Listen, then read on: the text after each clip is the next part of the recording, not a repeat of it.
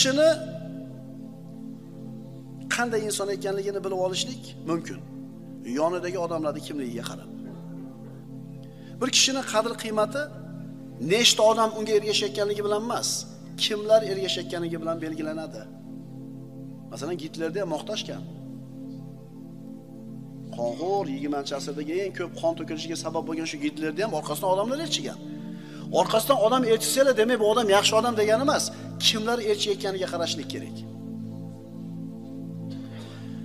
Odamlarda narxi qanaqa bo'lib ketgan bilmayman.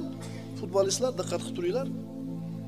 Bitta falonchi futbolisti deydi, Facebook'da 71 millionta deyapti, podpисчиги bor deyapti. Nima degani bu? Men mana juvachkani yaxshi ko'raman desa 71 millionta odamga boradi, ulardan bittadan olib chaynaydi. O, falonchi futbolchi deydi. Qanaqa ota u uyda? Qanaqa farzand u? Qanday do'st? Rostgo'ymi? Xulqi yo'q. Muhimi futbolda yaxshi o'ynaydi. Ukalar futbol o'ynash yaxshi, lekin fanat bo'lishlik ahmoqlik. Futbol o'ynash yaxshi, jismonan sog'lom bo'lasan, tellaysan va hokazo. Lekin fanatik bo'lib olib, o'sha televizorda 2 soatlab, 3 soatlab futbol ko'rishlik ahmoqlik bo'ladi. Yaxshilab bilib olinglar. Odamlarning narxi shunaqa bir pasayib ketganmiki, o'sha bitta to'p darvozaga kirsa, qiyomatni qoyim bo'lganini ko'ravering. Baq shunaqa baqiradi. Endi gol qo'yib olsa yana qiyomatni ko'ring. Sevimli klubi gol qo'yib yubordi. Ko'zinglarni ochinglar, musulmon odam fanatik bo'lmaydi. Agar gol bo'lmay qolsa yana qiyomatni ko'ravering. To'g'rimi? To'ppa to'g'ri. Odamlardan narxi pasayib ketyapti, ukalar, narximiz pasayib ketyapti biza. Bitta to'pni shu darvozaga ko'zimiz tur. 2 soat o'tiramiz. Gol. Yo bo'lmasa, yutkizib qo'ydik. Ertasi kun chiqib olib, somorda soatlab muhokama ketadi. To'g'rimi? Odamning qadri uni kimlar maqtayotganligi bilan o'lchanyapti.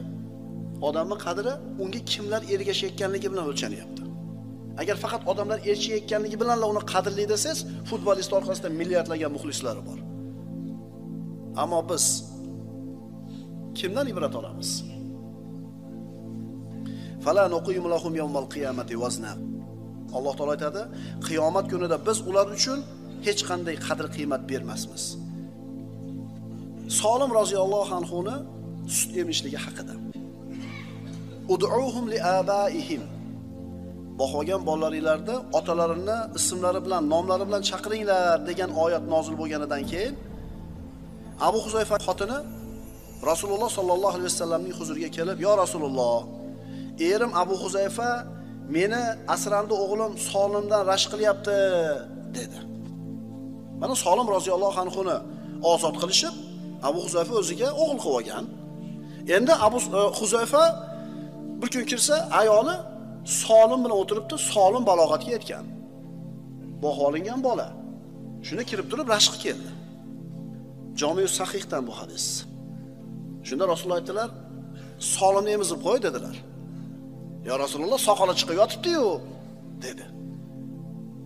Shunda Rasululloh aytdilar, "Uni emizgin, mahram bo'lib qolgaysan, ering ham rashq qilmagay" dedilar. Shundan so'ng Abu Huzayfaning chehrasi yorishdi. Mana sahih hadis. Mazhab kerak emas, hadisda o'zi bizga kifoya qiladi deyotgan ukalar bo'lsa, o'ylanib ko'ringlar. Qana olamiz endi bundan xulosani? Hadisda o'zini ushab ketaverish kerak degan ukalar o'ylab ko'ringlar. Mana hadis turibdi, 15 ga kirgan, 16 ga kirgan bolani emizib qo'y deyapti. Emizib qo'ydi, shu bilan mahram bo'lib qoldi. Abu Huzayfa nima bo'ldi? Yuzi yorishdi. Xo'sh.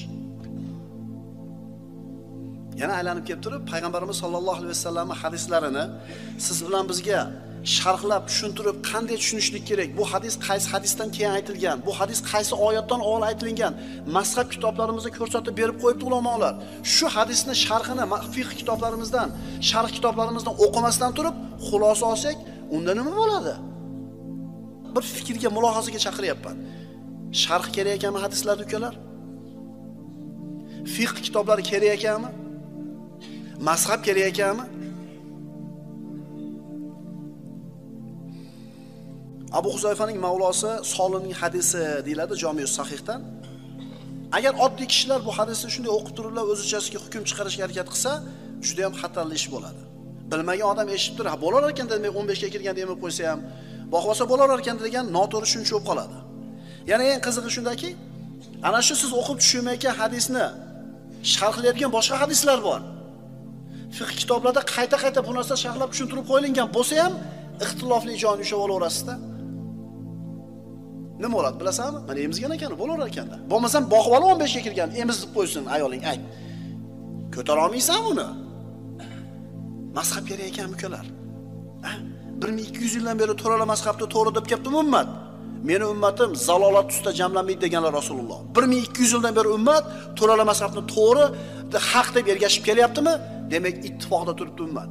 Demak, mazhab kerak emas degan odam o'zi xato ish qilayotgan bo'ladi. Endi hal qilib qo'yilgan yo keyingi darsga qoldirib qo'yaymi? Bu voqea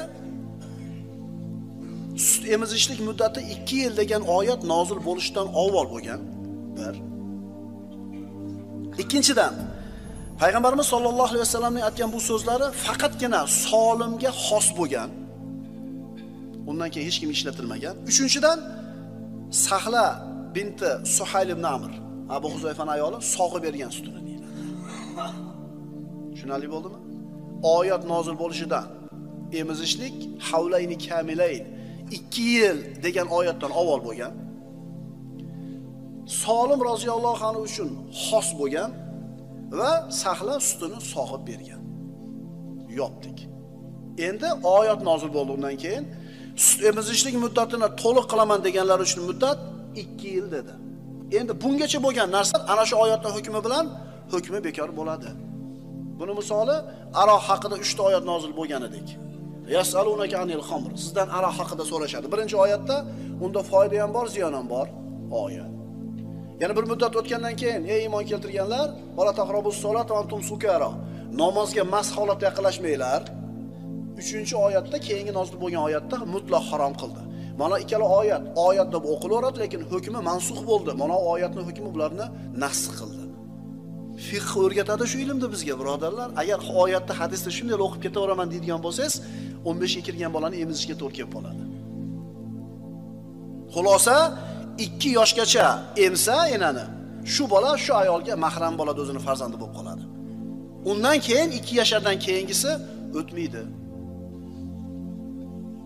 Endi sut emizuvchini sharti, sut emuvchini sharti, sutni o'zini sharti, bunga o'xshagan tafsilotlari bor, xo'jlar kitoblarimizdan topib o'qisanglar bo'ladi.